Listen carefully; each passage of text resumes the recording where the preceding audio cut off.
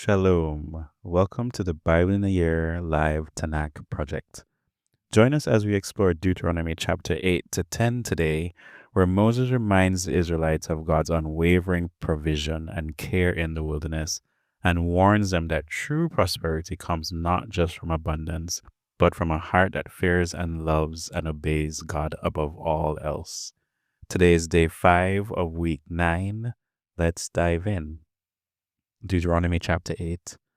All the mitzvot I am giving you today, you are to take care to obey so that you will live, increase your numbers, enter and take possession of the land Adonai swore about to your ancestors.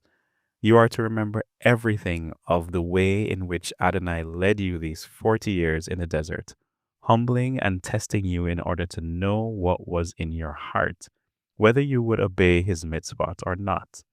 He humbled you, allowing you to become hungry, and then fed you with man, which neither you nor your ancestors had ever known, to make you understand that a person does not live on food alone, but on everything that comes from the mouth of Adonai.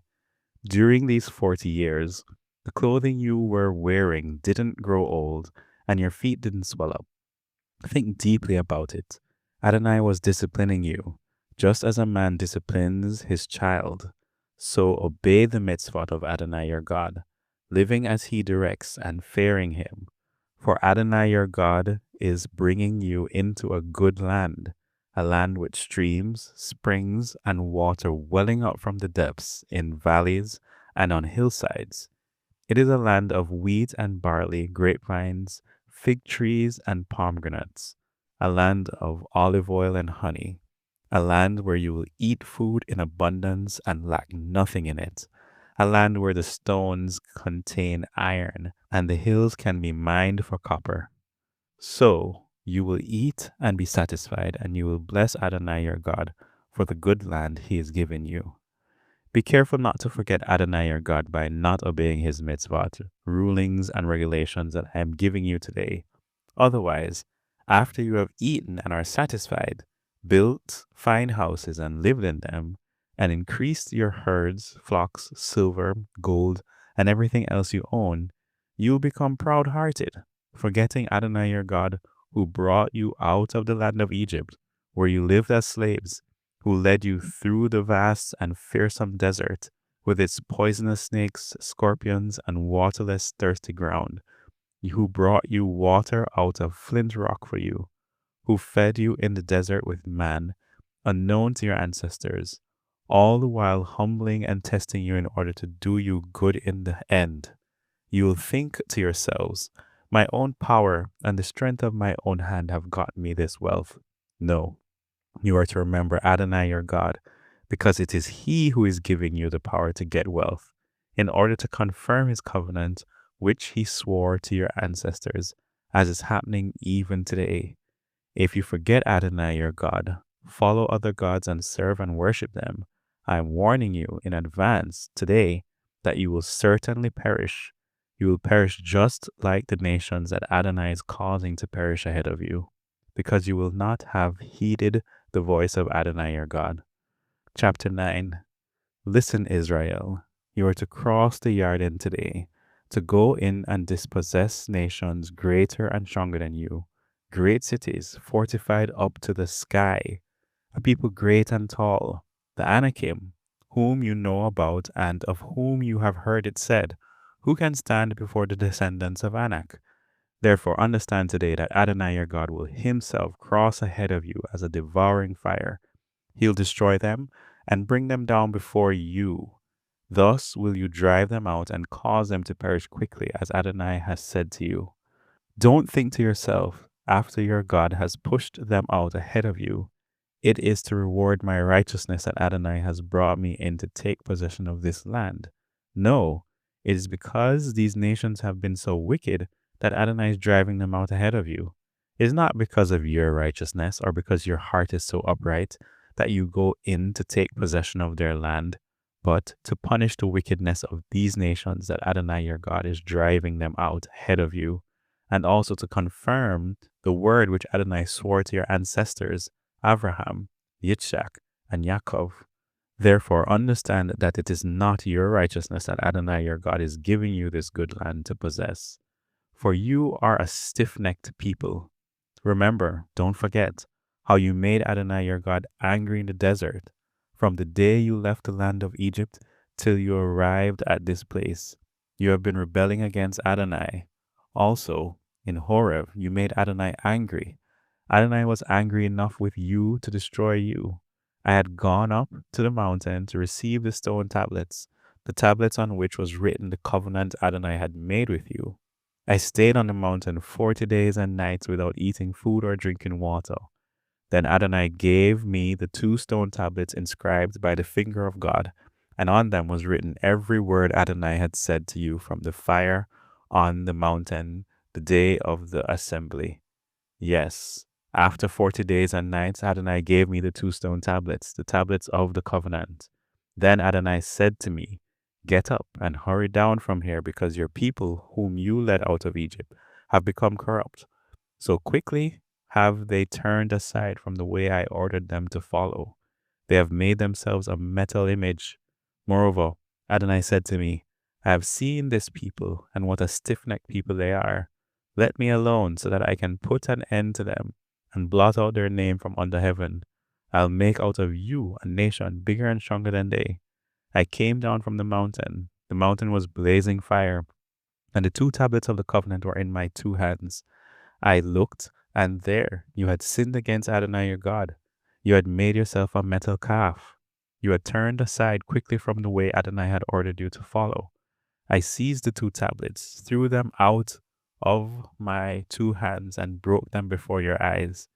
Then I fell down before Adonai, as I had the first time, for 40 days and nights, during which time I neither ate food nor drank water, all because of the sin you committed by doing what was evil in the sight of Adonai and thus provoking him. I was terrified that because of how angry Adonai was at you, of how heatedly displeased he was, that he would destroy you. But Adonai listened to me that time too. In addition, Adonai was very angry with Aharon and would have destroyed him, but I prayed for Aharon also at the same time.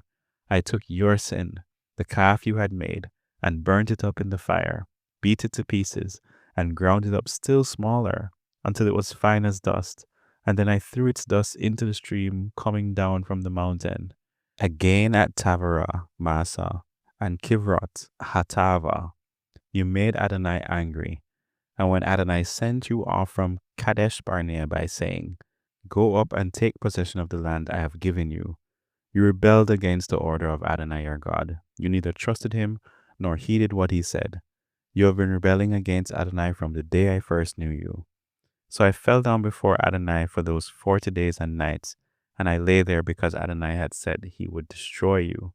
I prayed to Adonai. I said, Adonai Elohim, don't destroy your people, your inheritance. You redeemed them through your greatness. You brought them out of Egypt with a strong hand. Remember your servants Abraham, Yitzchak, and Yaakov. Don't focus on the stubbornness of these people, or on their wickedness, or on their sin.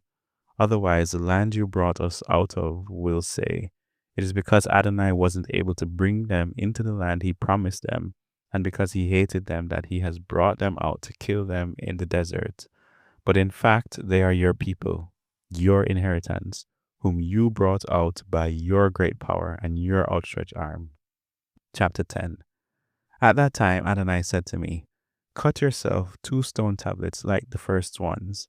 Come up to me on the mountain, and make yourself an ark of wood. I will inscribe on the tablets the words that were on the first tablets which you broke, and you are to put them in the ark. So I made an ark of acacia wood and cut 2 stone tablets like the first, then climbed the mountain with the 2 tablets in my hand. He inscribed the tablets with the same inscription as before, the 10 words which Adonai proclaimed to you from the fire on the mountain the day of the assembly. Adonai gave them to me. I turned, came down the mountain, and put the tablets in the ark I had made, and there they remain as Adonai ordered me. The people of Israel traveled from the wells of Benaiah Yakan to Moserah, where Aharon died and was buried, and Eleazar his son took his place. serving in the office of Kohen.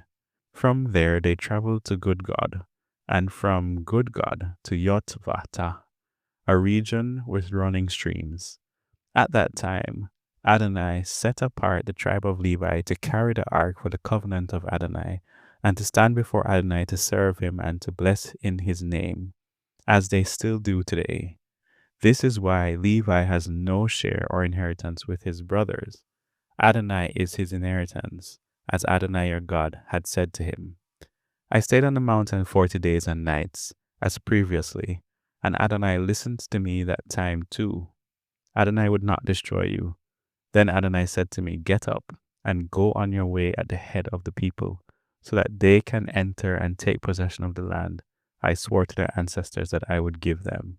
So now, Israel, all that Adonai your God asks from you is to fear Adonai your God, follow all his ways, love him and serve Adonai your God with all your heart and all your being, to obey for your own good the mitzvot and the regulations of Adonai which I am giving you today.